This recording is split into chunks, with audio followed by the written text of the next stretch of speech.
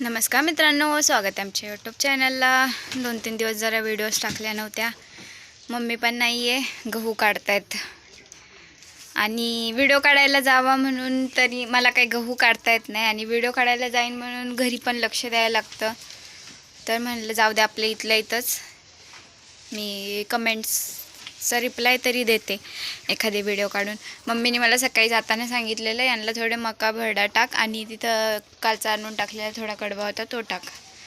तर मी टाकलं होतं. आता मम्मी येईलच थोड्या वेळात पुढचं टाकायला. तर आपल्याला थोड्या कमेंट्स होत्या. ही जी केस गेलेली पाट आहे ह्यांना जंताचे औषध द्या, ज्यांची म्हणजे केस गेलेत ना त्यांना. ते केस जाण्याचं कारण काय आहे, त्याच्यातले जे बोकड सोबत होती ना ही, ते बोकड काय करायचे, हिच्या अंगावर उड्या मारायच्या. आता ते त्याच्यातला एक बारीक बोकड आहे ना थोडा, त्याच्या पण अंगावर उड्या मारायला लागलेत. ते उड्या मारतायत ना त्याच्यामुळे त्यांचे केस जात आहेत. आणि ही कशी मारायची ना त्यांना फिरून, त्याच्यामुळे हिच्या अंगावर जास्त उड्या मारत नव्हते. तर ते कारण आहे. पण मी मम्मीला सांगते का जंताचं औषध पाज एकदा, कारण सगळ्यांना पाजणं गरजेचं आहेच.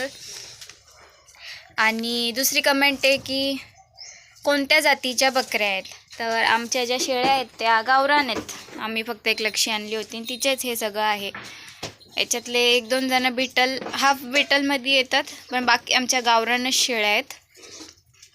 आणि किती शेळ्या आहेत आता, 1 2 3 4 5 6 आहेत.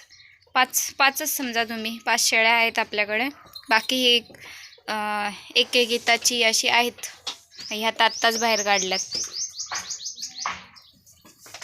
आणि तुम्ही तुमचा पूर्ण संच विकून एक नवीन सुरुवात करा मजबूत शेळ्यांनी.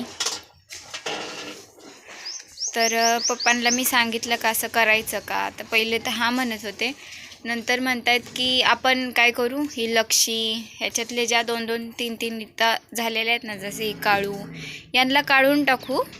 आणि ह्या नवीन ज्या पाटी आता तयार होत आहेत, आता कुचू पण चांगली झालेली आहे, ही पण 1.5-2 महिन्याची, ही पण चांगली झालेली आहे. तर ह्यांना मोठं करू आणि ह्यांना शेळ्या बनवून ठेवू नवीन दुसऱ्या विकत आणण्यापेक्षा. तर असं चाललेलं आहे.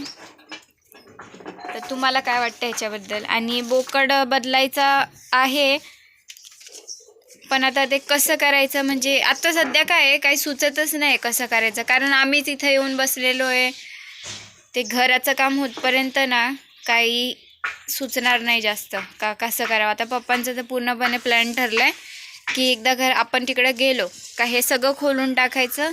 इकडं ह्या साईडला त्यांचं एक छोटासा गोठा करायचा आणि इकडं मोकळ्या शेळ्या ठेवायच्या, जेणेकरून त्यांची आता काय बांधून ठेवल्यामुळं शेळ्यांची तब्येत थोडी खराब होतेच बांधल्यामुळं. आता ह्या पाठी आत होत्या, आता ते त्यांना बोकड त्रास द्यायला लागले म्हणून बाहेर बांधणं गरजेचं आहे. बाहेर त्या मोकळ्या असल्या का ह्यांच्यात जातात, मग हे मारतात. मग त्यांना म्हणजे मारलं बिरलं का तेच पोटात दुखणं, हगवण लागणं हे सगळं होतं, म्हणून बांधून ठेवल्यात. आणि तशा ह्या दोघी फिरतायत. तर ही आमची ही बारकीवाली तर इतकी आगाव आहे ना, ही मोठी आहे, ही 2 महिन्याची असेल आणि ही 1 महिन्याची असेल. नाही, ही जास्त असेल, जरा 2-2.5 महिन्याची असेल आणि ही 1 महिन्याची आहे. ही मोठीवाली हे काय मोठी करडं बारक्या करडांना मारतात ना, ते ही मारते. तर ही अशी नाही का पळून जाते, ही फिरून तिला मारते. आता तिचा जीव केवढा, ती केवढी तरी फिरून मारते, इतकी आगाव आहे. मग ह्या दोघींचं जमतंय, त्या फिरतात, इकडं खातात, ह्याच्यात फिरत राहतात, बाहेर पण फिरत राहतात. आता मी मारून आत आणले आणि दार लावून घेतले. कुत्री येत ना बाहेर, पटकन धरलं मग काय करायचं. तर मग मोकळं पाहिजे ना त्यांना. मोकळ्या शेळ्या कसं खाल्लं का त्या थोड्या इकडे तिकडे उड्या मारल्या फिरल्या का त्यांचं अन्नपचन चांगलं होतं, त्यांचं शरीर चांगलं राहतात. हे बांधून असल्यामुळं यांच्या तब्येती खराब होत चालल्यात. असा पप्पांना वाटतंय का यांना मोकळं ठेवलं पाहिजे. आणि ते बोकड आहेत 6 जण, त्यांचा पण लवकर व्यवस्था करणार आहे, कारण आता किती दिवस सांभाळायचं ना. तर बघू कधीपर्यंत करता येते. तर असं म्हटलं कमेंट्सला तरी रिप्लाय देऊया का. मम्मी नाही तर काहीच 2 दिवस झाले व्हिडिओ नाही टाकत आहे.